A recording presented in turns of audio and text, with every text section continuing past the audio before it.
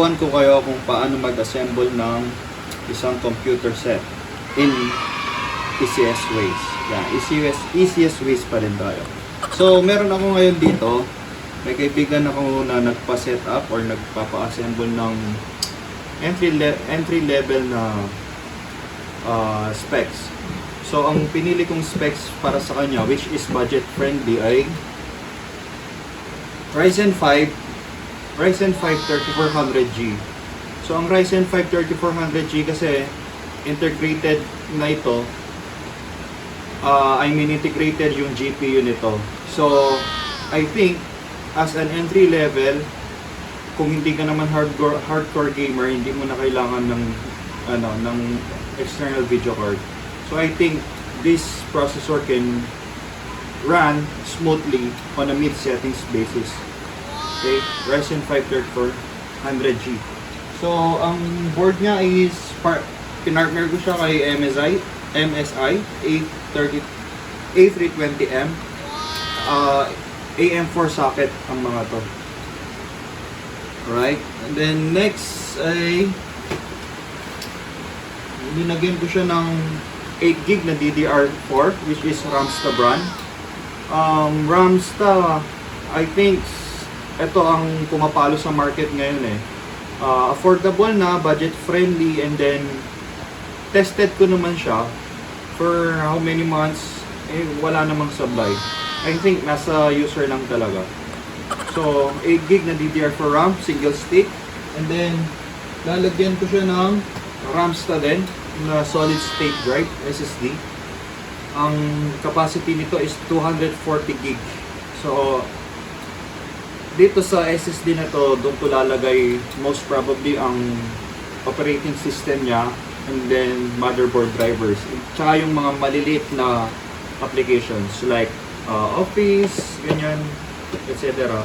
And then, maliban sa SSD, lalagyan ko din siya ng hard disk.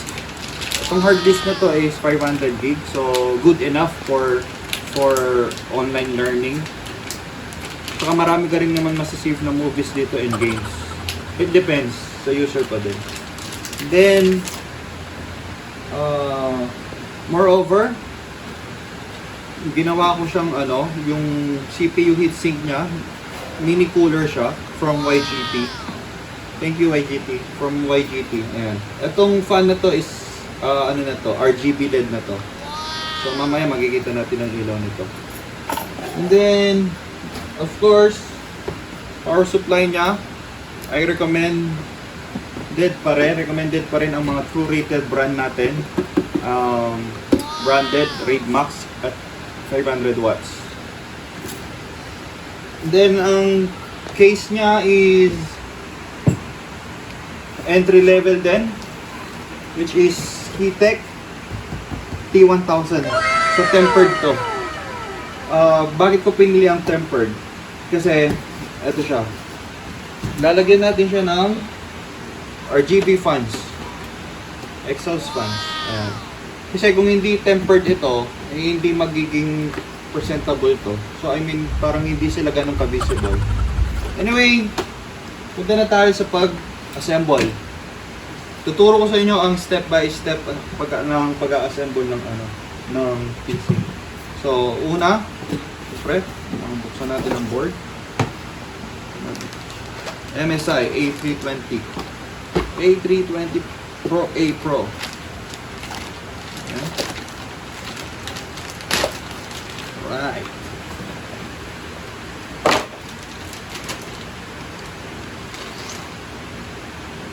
Ayan. Kaya pala nagtanggal na rin ako ng static kanina. So kung mapapansin nyo, wala akong anti-static bracelet. Pero bago ko gawin to, nag-discharge na ako ng static sa katawan. So, like what I said a while ago, AM4 socket ito. Saktong-sakto yung CPU cooler natin. Naka-ready na siya. I-clip na lang natin. Pero kung nagpalit kayo ng ng ibang board, siguro mga LGA 1150, 1151, ito, pwede siyang ilagay dito. So ito parang i-spare niya lang muna dahil AMD siya, AM4 socket. So no need na ito. Itatabi na lang ito. Okay? So, next. Buksan natin yung processor niya, which is yung Ryzen 5 3400G. Alright. So, kung mapapansin nyo, ang indication ng paglagay ng processor dito is magbe-base siya dito sa arrow na ito. Ayan, arrow na yan. Kasi, ang indication niyan, meron din kasing arrow itong board. So, kailangan, kung saan nakaturo yung arrow ng board, ilalapat din natin yung arrow ng processor. Okay, para hindi natin siya ma-misplace. Kasi once na ang processor mo na misplace siya sa board mo, may tendency na mayuyupi na yung pins ng processor mo, rather. So, very sensitive ang processor nito. Bakit ko nasabing very sensitive? Ang processor ang pinakamahal na part ng isang computer unit. So, arrow to arrow tayo. Right? You can see, ito ang arrow ko. So, titingnan ko yung arrow ng board.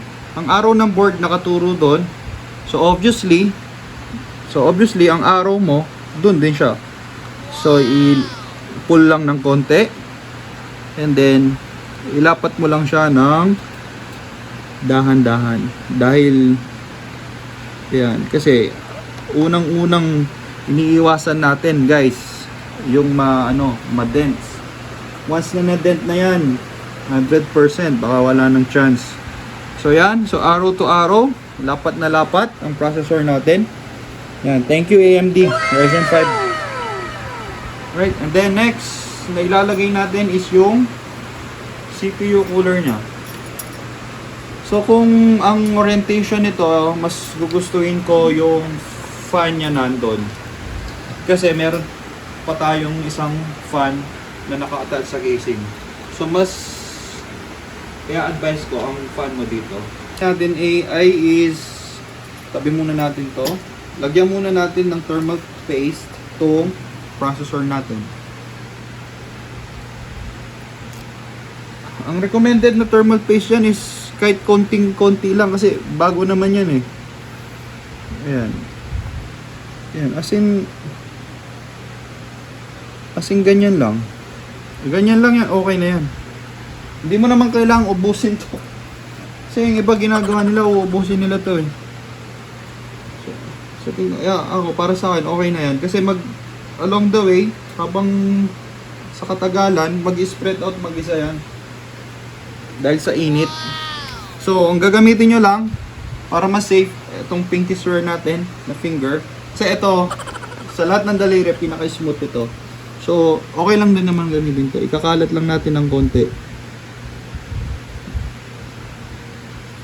Yan, kalat lang natin ng konti. Okay na yan. Mag-spread out naman mag-isa yan mamaya. So, okay. Tanggalin na natin yung plastic cover nya. Alright.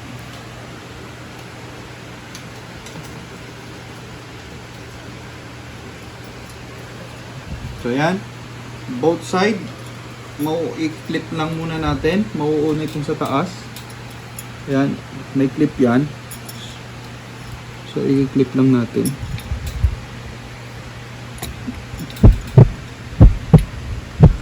Okay. Pasok. So,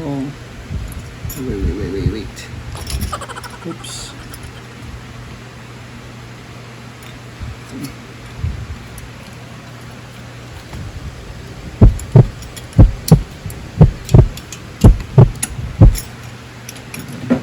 Lumalaban.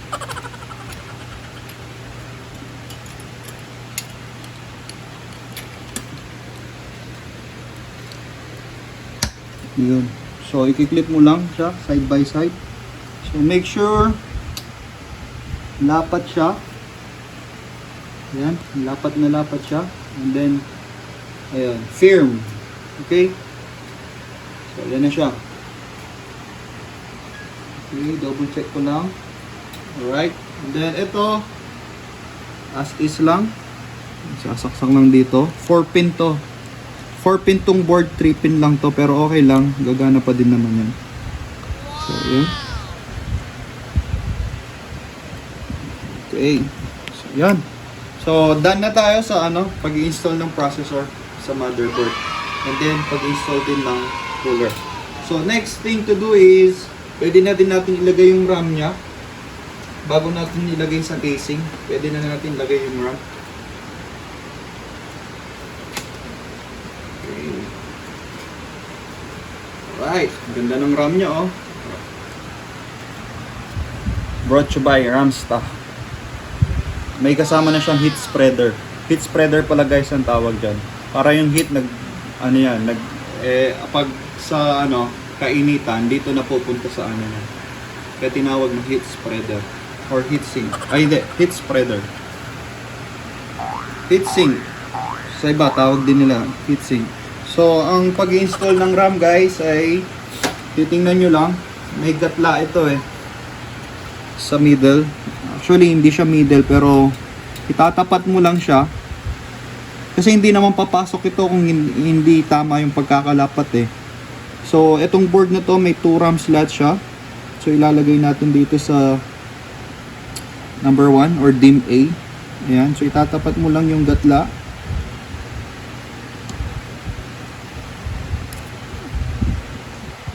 Yun. Okay. So, i-diin mo lang both sides. And then, hintayin mo lang siya mag-snap. Yun. Pag nag-snap na, lock na yan. Right.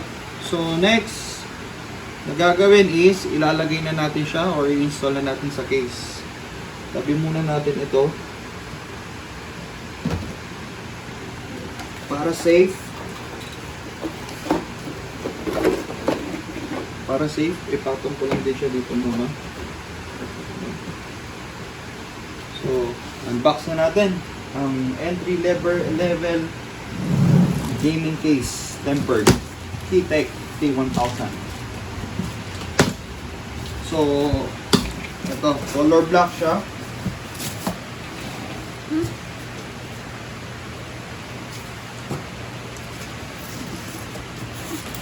Right.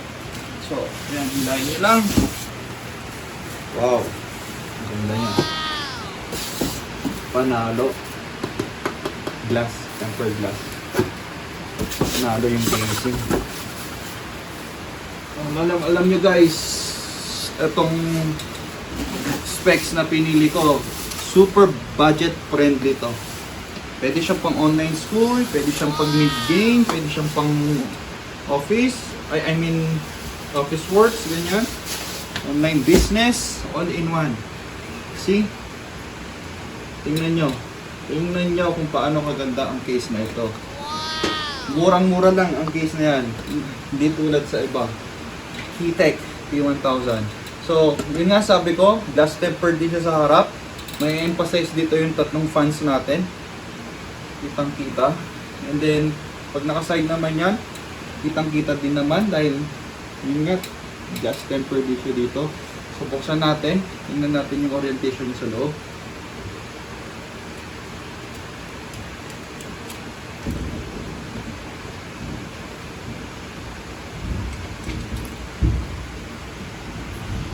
Medyo mahigpit yung iba. Kailangan ko ng sandata. Yung sandata ko. Oops.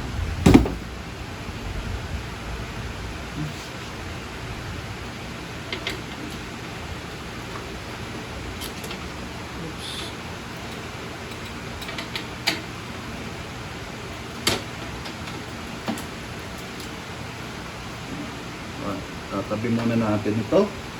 Glass to, glass tempered. Yeah, tabi muna natin. Okay.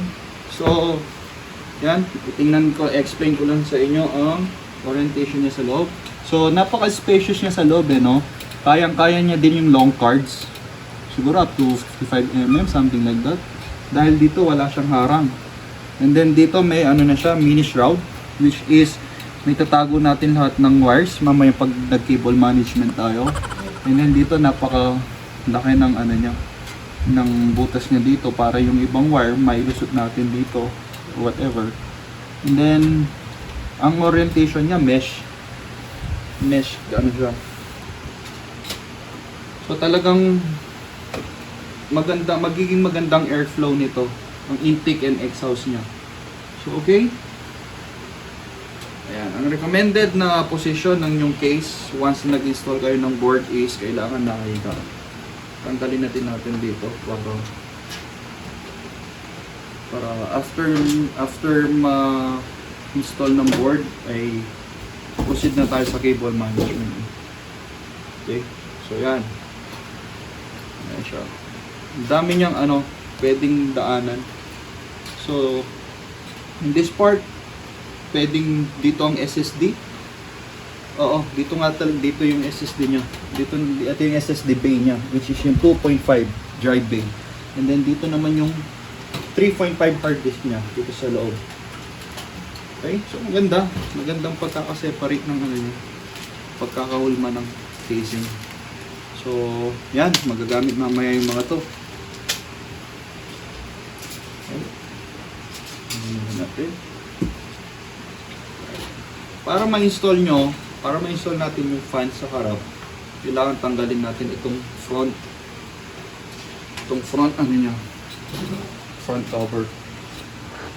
Dalo lang naman ito. Paano ba to? Yun. I-press mo lang dito. Ito yun, Ayan. Yun. I-press mo lang ganyan para lumabas. Press lang natin. Bibigyan ko lang ng konting press. Yun, press lang and then konting tulak.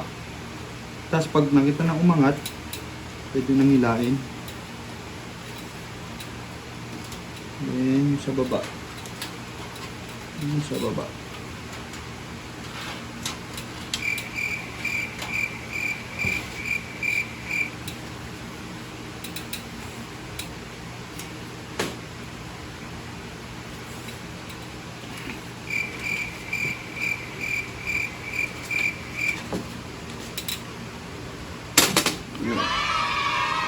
Ngayon pala sinapoksan kaya medyo pa.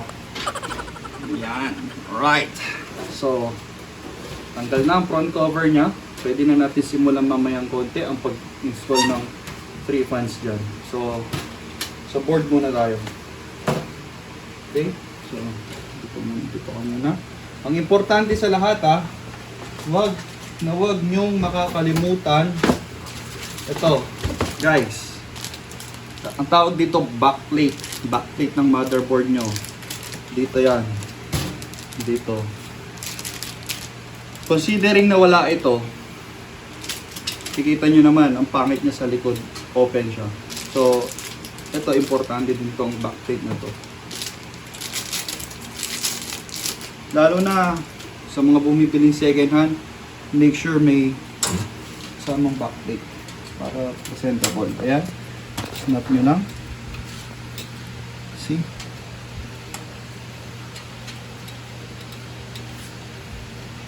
Okay. So next, dito, ito, ang tawag dito ay so ito may built-in razor siya. Razors ang tawag dyan, kung saan lulusot yung mga tornilyo mamaya. So yan, pwede na natin ilagay. Okay. Ayan, ilapat nyo lang. Angat lang natin ng konti. Ayan. Alright. Ayan na siya. Then, syempre, yung mga screw nya. Teka, may nakita ako. Sa tingin ko, hindi, maluwang naman siya doon. Doon kasi dadaan yung 4-pin ng power supply.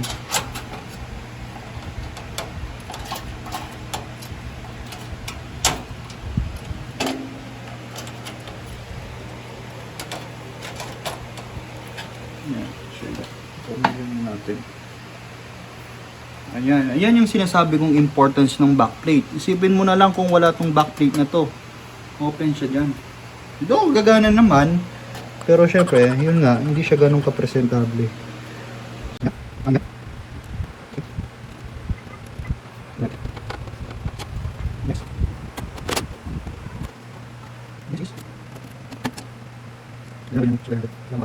Makapit yan.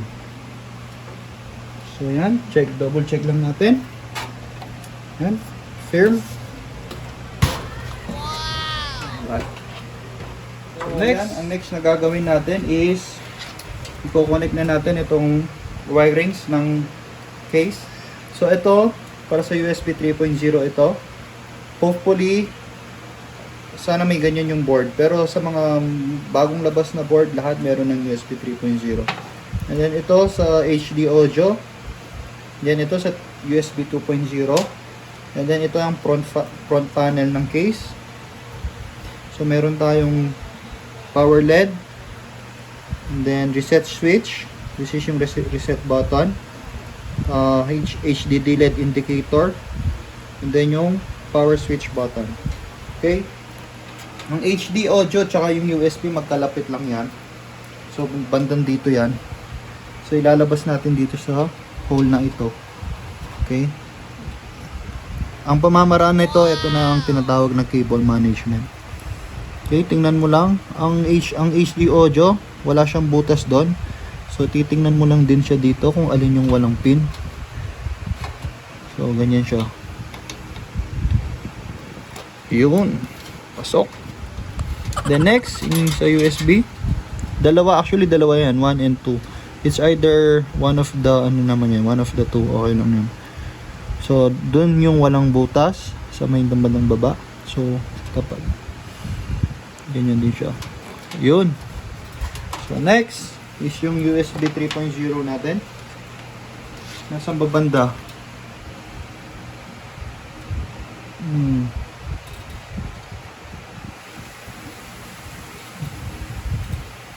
Eto, dito banda yung niya, 3.0 niya. So, dito ko na rin din siya ilalabas. Okay. So, makikita nyo meron siyang gatla. Ayan. Sundan nyo lang din yung pattern niya doon. So, doon papasok. Okay. Yun. Alright. Next is yung front panels. Ito medyo, kung hindi maliwanag ay yung mga mata, ay nako, mahirap. Pero madali lang yan. So, lalagay ko sila dito naman. Ayan. So, hanapin nyo lang yung may front panel or yung JFP1. By default, laging ganyan yan eh. So, ito siya. And then, yung pattern niya, ang sequence niya nandito. So, tamang-tama. Pag ganyan yung orientation niya. So, susundan lang natin to. So, kung dito sa unang dalawa dito, dun ang reset. Negative sa baba, positive sa taas. So, tingnan natin yung reset button. Yung reset button, ito siya. Paano mo siya malalamang positive yung isa? Pareho namang color black yan. Malalaman mo yan, may indication niya na arrow. Ayan. Ang arrow, ibig sabihin yan, yun yung positive. So, negative sa baba, positive sa taas. So, ganyan siya. Ayan. So, okay. Yun. Dali. Ayan. Kasi kung mapapansin mo, 4 pin siya doon, 5 pin siya dito, total of 9 pins. Pero yung isa dyan, spare yan. So, kailangan yung 1, 2, 3, 4, 5, 6, 7, 8 magkakatapat yan, and then may iwan tong pang 9, which is yun yung spare. So next is yung HDD LED natin, positive sa baba, negative sa taas. Tanggal. HDD LED, ito positive sa baba, negative sa taas. Tingnan arrow. So arrow, so ganyan siya, positive sa baba, negative sa taas.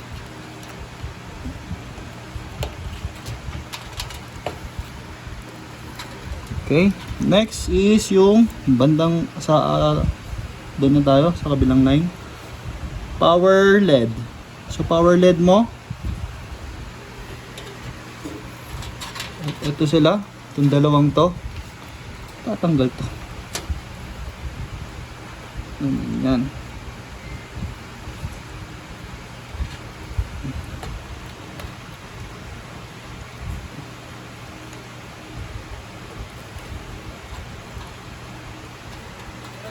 Yan. Then next, power LED. Positive sa baba. Ito, power LED, meron silang nakasulat. Positive and negative. So, positive sa baba.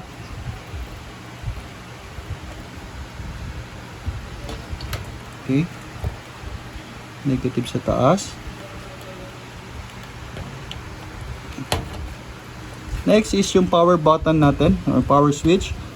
Positive sa baba, negative sa taas. So, arrow. Yan, positive sa baba. Ayan, yan yung sinasabi kong yung 8 magkakatapat. And then, spare yung pang number 9. So, yan. Okay na yan. So, done na tayo. Mamaya, ayusin natin yan. So, next na pwede nating ilagay is yung SSD or HDD. Ayan. Dito ang SSD, doon yung HDD. So, SSD natin, Ramsta, 240 gig. Napaka budget friendly. Ito.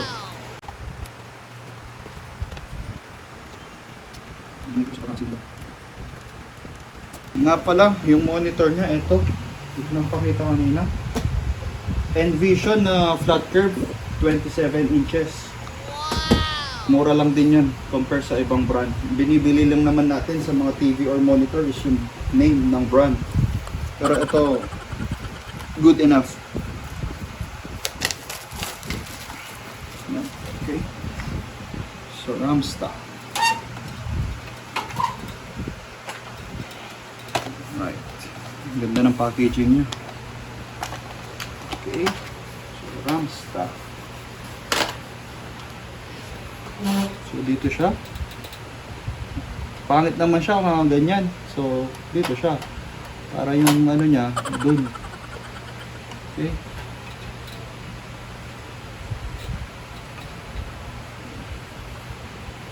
Iniga muna natin siya.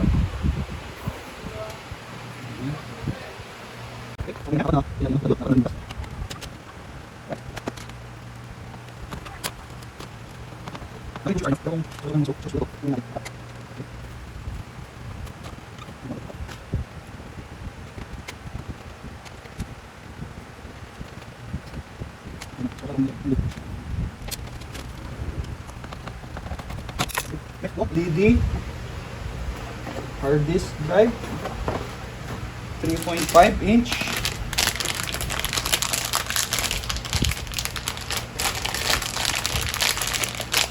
Anyway nga pala guys, yung mga linalagay ko dito, hindi naman fix ito. Nasa side nyo pa rin kung gusto nyo nang mag-upgrade.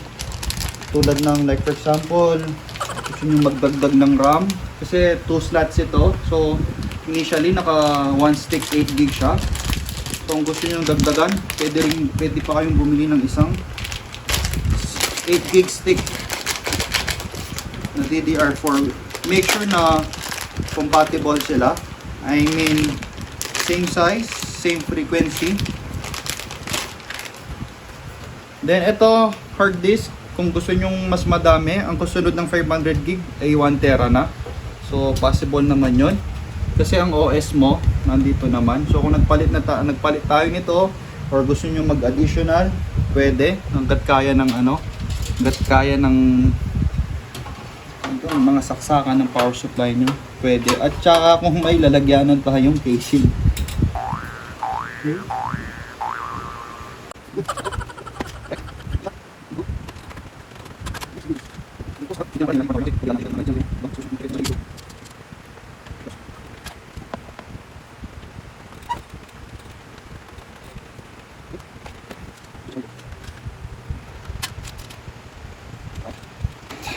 Yan, firm.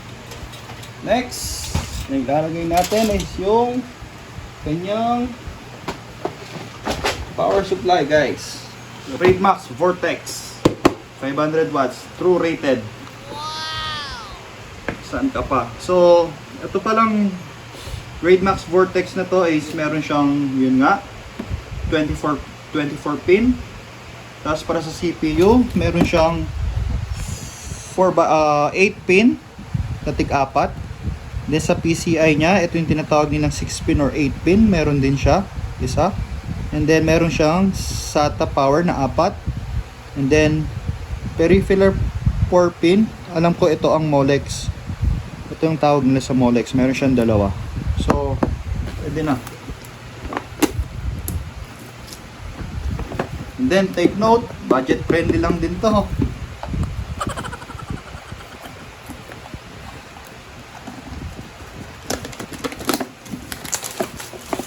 Right. Tingnan nyo naman kaganda ang power supply na to. Alam ko color black to eh. Yun! Ha? May kasama din siyang 4 na screws.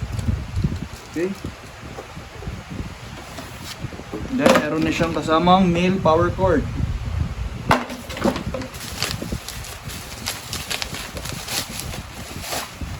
So, yan.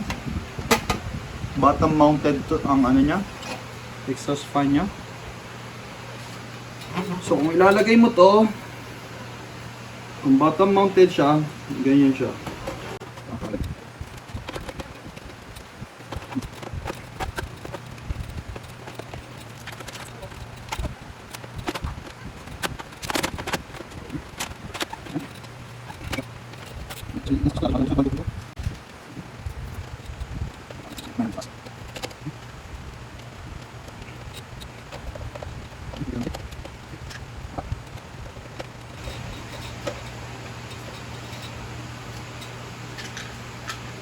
Pala ang may-ari ng unit nito ay yung classmate ko way back high school, sa kanyang hobby at saka sa kanyang anak for online learning and for I think for meet gaming na din.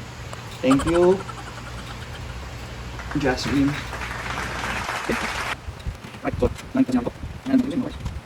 Syempre yung 24 pin nya. Nahin natin itong 24 pin. So, nasan ba yung 24 pin ng motherboard? Dito siya. Ito siya. So, lalagay ko to. Malapit siya dito. Or dito. Either way, dun or dun, okay lang din. Higa natin siya. Okay. Ito, may indication naman yan, arrow to arrow. Yan. Tapos yung gatla niya, kailangan doon din siya. So, ganyan siya.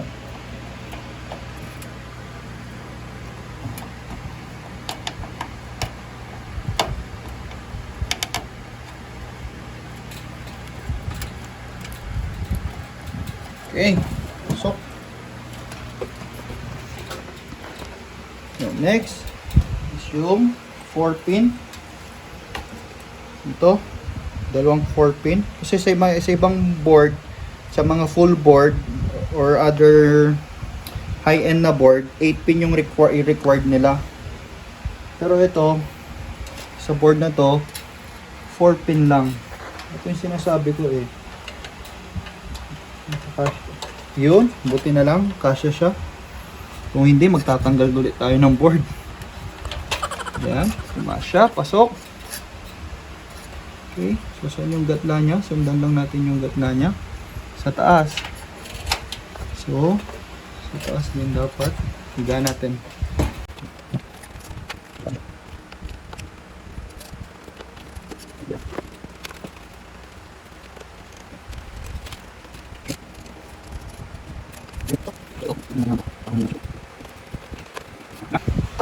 Right, so nasaksak na ang 24 pin tsaka yung 4 pin.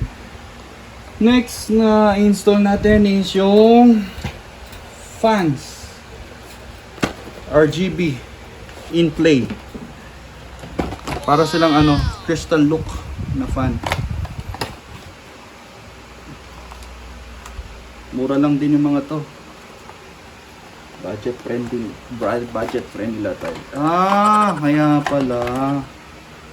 Yun, meron siyang libreng spare na Molex connector.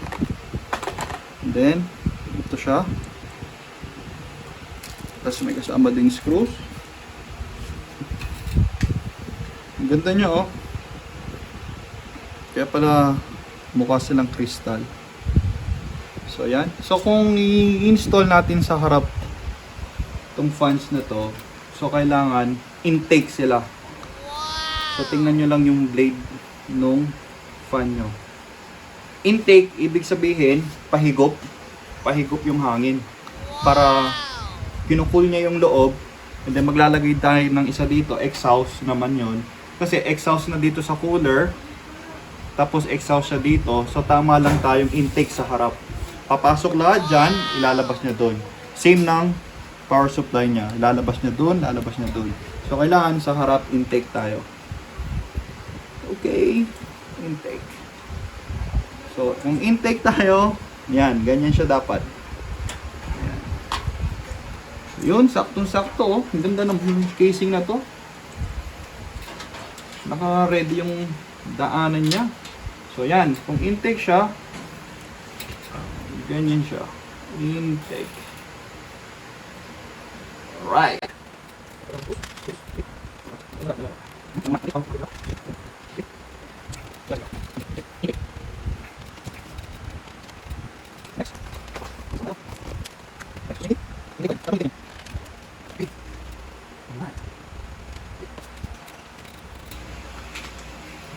Thank you nga pala sa wife ko, sponsor ng Capco Air Jordan.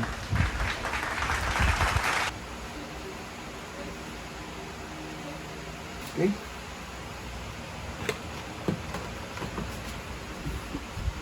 Where's my next fan? Okay. So, disclaimer nga pala, guys. Hindi po ako professional. Based on experience lang po ito. Tsaka it doesn't mean na naglalabas ako ng mga tutorials inaalisan ko na ho ng trabaho yung mga magigiting nating IT technicians dyan. Ang para sa akin lang po ay makatulong kahit papano. At least magkaroon ng konting knowledge. Diba? So,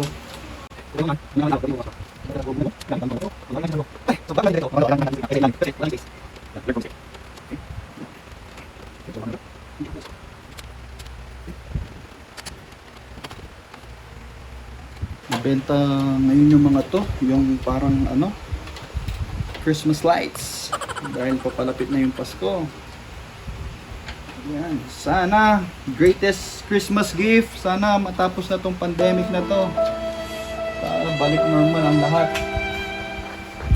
Apektado lahat tayo sa nangyari, guys. So konting dasal lang, magiging okay din ang lahat. So sana po wag na pong makulit. Kung wala namang importanteng gagawin sa labas, manahimik na lang po sa loob ng bahay. Lalo yung mga iwasan po muna natin yung chismis dito, chismis doon. Diba? It will be so nice. Christmas gift, the greatest gift the greatest gift of all. Tapos na nga ang pandemic na to. Right? So, tapos na yung tatlo. Ayan. Siyempre, hindi tayo dyan magtatapos. Dahil, sabi ko nga kanina, kailangan natin ng exhaust. So, itong pang-apat na fan na ito, dito siya sa back case. Which is yung exhaust. Okay? And then, mamaya, power up na natin. And then, sa tingin ko, hanggang doon na lang yung aking video. Kasi ang susunod nun, once na power up na to, ang next nun is reformatting na. Which is ilalabas ko din yon sa mga next video. Ang pagre-reformat kasi ngayon, napaka-basic na lang. Pero, syempre, maglalabas pa din ako ng guide kung paano gumawa ng bootable operating system via flash disk or USB. And then, kung paano siya i-run, paano siya i-first boot, and then, paano mag-reformat. Okay, so kailangan ito exhaust siya. ang hangin palabas. Kung ito paloob, ito palabas. So kung palabas ito, kailangan ganito siya. Ayan, ganyan siya. Higupin niya sa loob, lalabas na doon. Exhaust, intake. Okay? So, dali. Para organize, pasok natin to dito. See? Ang ganda ng casing nito. Ang dali ng cable management niya. Guys, oh, kitang-kita. Hindi ka mahihirapan kung saan may lulusot yung mga kable.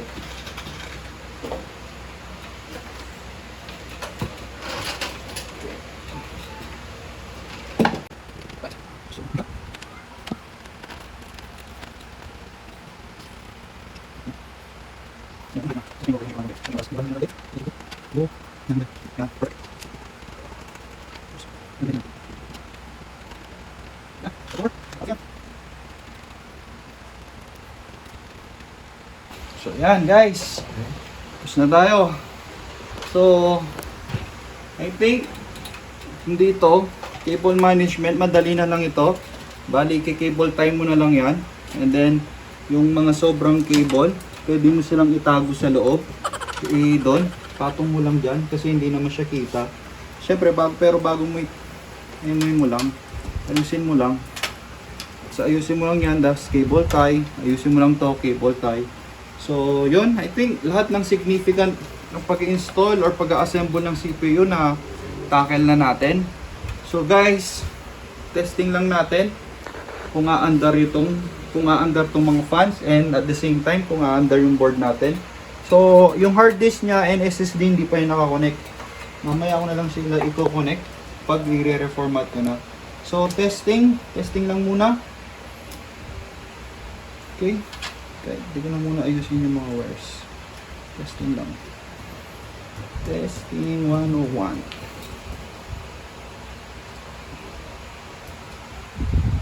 Yan, Molex to Molex lang ang connector ng mga fans natin. Meron ibang fans na mabibili yung may controller. Sa ngayon kasi out of stock yun. Sobrang mabenta. Tatlo sila sa isang set. At around I think 1.3 or 1.4. Medyo pricey nga lang. Yun kasi nagsisync yung kulay nun. Tapos may remote. So yan. Ito pa pala. Alright. So testing phase na lang muna tayo. Then kailangan ko ng power cable. Siyempre. Instant reminder. Kailangan bago i-on, dapat naka-on to. Madaming nagkakamali dyan. Saksak ng power outlet, ino-on, sasabihin mo ng power, ngayon pala hindi naka-power on ang power supply. Okay, so sa ngayon 0 means off, 1 means on. Okay, yan, testing. Right, then outlet.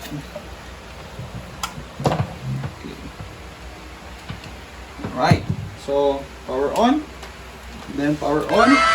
Ayan siya. Napakaganda niya guys. RGB yung fan ng mini cooler, RGB crystals naman yung sa exhaust niya, then RGB crystal siya sa harapan. Napakaganda. Yun. So random pala siya. Akala ko steady lang. So, okay guys, so I think tong video na to dito siya magtatapos. Yun, tulad ng sabi ko kanina, yung cable management niya, madali na lang, cable tie na lang, and then itago na lang. Ang technique lang dyan is yung kailangan lahat ng wire natin ay nasa likod. Sa likod na lang, sa likod lahat natin itatago yan.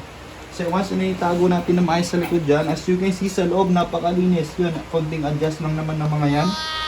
Madali na lang yan. So guys, maraming salamat sa pagsubaybay. Sana may natutunan kayo. So kung may mga tanong kayo guys, i-comment down below lang. Tingnan ko kung kakayanin ng powers ko para ma-solve natin ang inyong issue. Okay? So, kita-kits ulit sa next video. Just like my FB page, which is Kuya Tons PC Guides. And then paki-subscribe na din sa YouTube channel, Kuya Tons PC Guides. Don't forget to hit the notification bells para lagi kayong updated. So guys, thank you very much. Ingat lagi and God bless.